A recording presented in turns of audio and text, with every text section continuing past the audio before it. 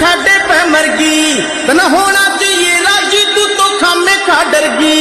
न होना चाहिए राजी तू तो खामे खा डरगी कभी हल्ले हल्ले चले किया प्यार की लाठी रे इन्हें कितने बंदा की तेरी सोने बाकी रे